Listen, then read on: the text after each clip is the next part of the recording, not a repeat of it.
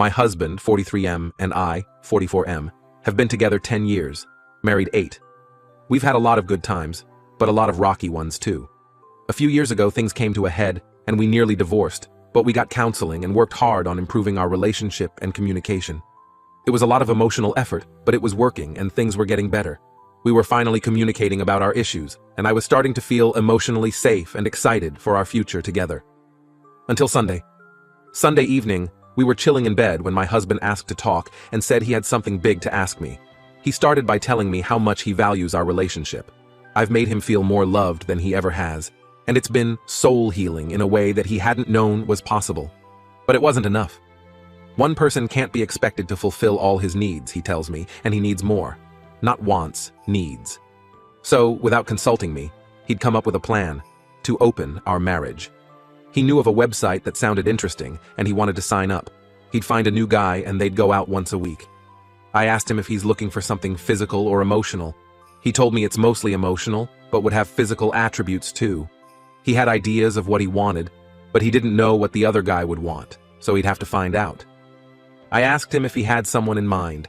He listed a few people he was attracted to, but said they wouldn't be interested, available.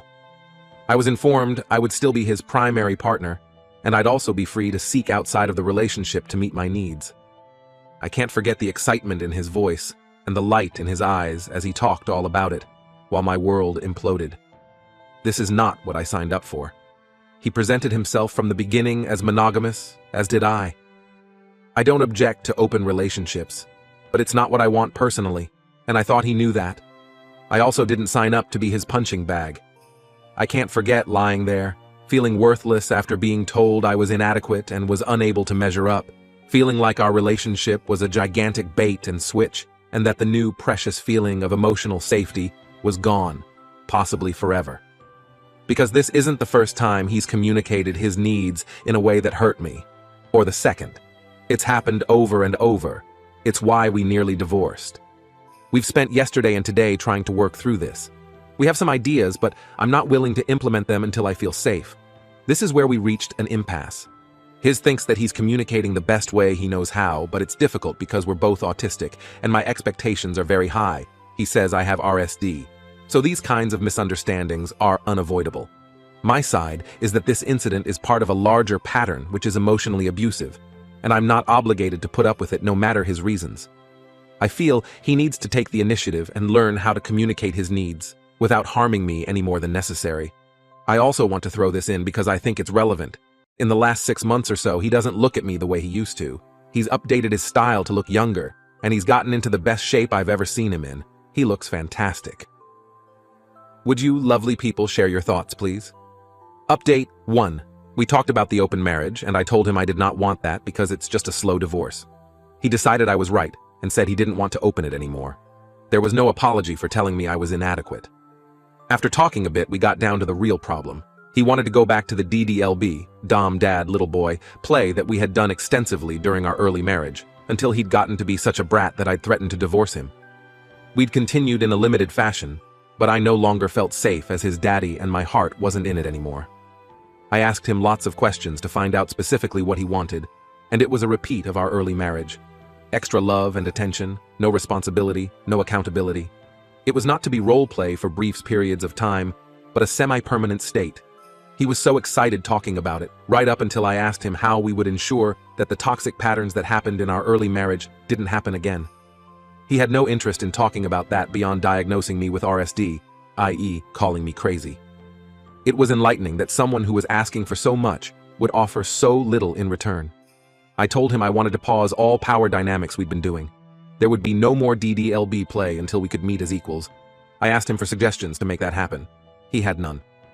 I came up with the idea of writing a marriage contract that specified our responsibilities. We also started marriage counseling. Things were okay-ish for a few months. His birthday was in November, and I made an exception on DDLB and took care of him all day. Let him get as fucked up as he wanted, dressed him, took him to the store for snacks, drove him 6 hours to our destination, got us checked in, gave him a chastity cage, he'd asked for one, and locked it on him for a bit. Played games, some very childish, some very adult LOL, until it was time to head to our concert, navigated there, hung out, took him for treats, navigated back. His only responsibility was to hold my hand so he didn't get lost. We had a good time. He was very happy. In the weeks after his birthday, he wanted to build up his endurance on how long he could have the cage on, and kept asking me to lock him up, unlock him. At first it was just for an hour or so, but it soon got to the point where I was his de facto key holder, and he was locked up for days at a time. I didn't like that a power dynamic was forming, so I did what he'd done when asked to be my key holder, acted obviously uninterested until he stopped asking. I didn't want to shut it down any harder, as I didn't want to ruin the present. A month later, life gave me another crisis. My son, 14M, had been SA'd by a peer, and his mental health had tanked to the point of self-harm and near-constant thoughts of unaliving himself. His mom and I were trying to support him, but when we tried to talk about it, he would just smile and say there were no problems. But there were. Everything came to a head in December when his counselor pulled me in and told me, get him into a facility before it was too late. At the same time, my husband wanted to relitigate a fight we'd had 3 years before, when I'd blown up at him after he'd repeatedly bullied me. He was seeking assurance that I would always be respectful and never get angry, no matter how he acted. That didn't seem right, so I resisted, and he accused me of lacking empathy. When I asked him specifically what empathy he wanted, he described me being his therapist. He wanted me to sit him down and run him through the confrontation, ask him about his feelings, be objective, etc. I spent a day and a half thinking about the best way to answer him before realizing that I simply did not have it in me right then. I was worried sick for my son and was coming to seriously resent my husband taking up all my emotional energy.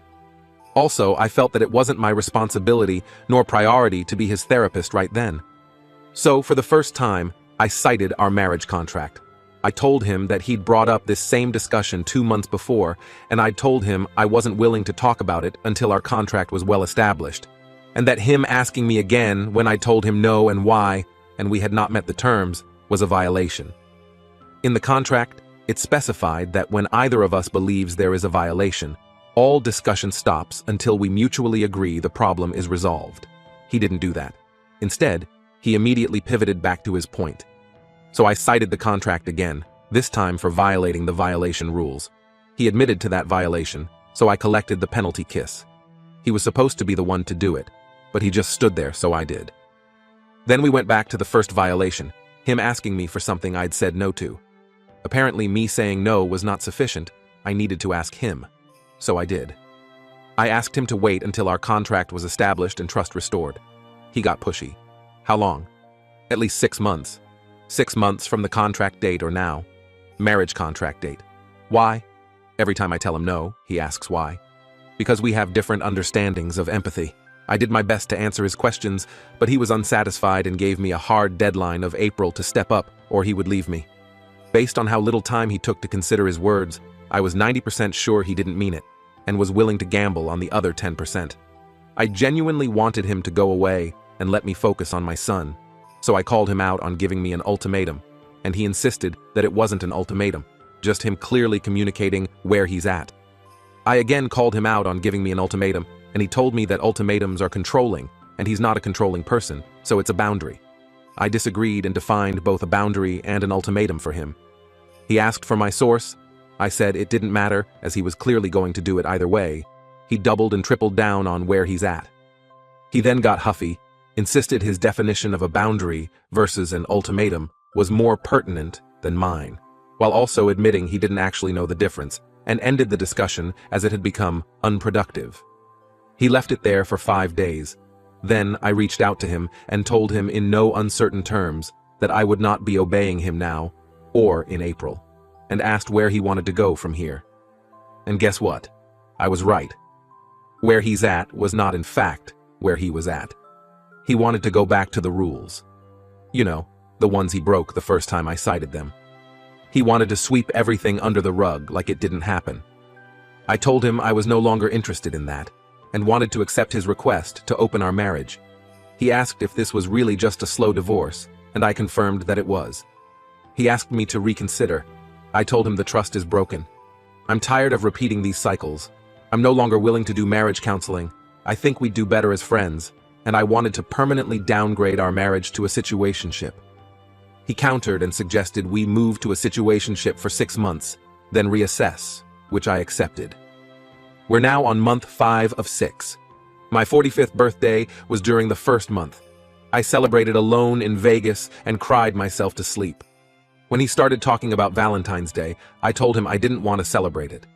He asked why, of course, and when I told him it felt weird, he downgraded us to just friends. Didn't want me to touch him anymore. I had no problem with that, too checked out, which I think surprised him. That lasted about a month before he wanted benefits again. That's where we're at now. As for my son, he's doing much better. We celebrated Christmas in the mental institution's visitor room. That'll be one for the ages. He's out now and has been doing intensive therapy, and it's making a huge difference.